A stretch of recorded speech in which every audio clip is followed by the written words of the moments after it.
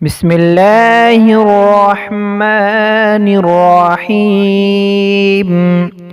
السلام علیکم ورحمۃ اللہ وبرکاتہ۔ ناظرین کرام، انشاءاللہ آج ہم اس ویڈیو میں دعائے خاص پڑھنا سیکھیں گے۔ حضرت معاذ رضی اللہ تعالی عنہ سے روایت ہے کہ رسول مقبول صلی اللہ علیہ وسلم نے میرا ہاتھ پکڑا اور یہ فرمایا: اے معاذ، مجھے تم سے محبت ہے۔ میں تمہیں نصیحت کرتا ہوں اس بات کی کہ ہر نماز کے بعد یہ دعا ضرور کیا کرو۔ دعا یہ ہے، اس کو سیکھتے ہیں۔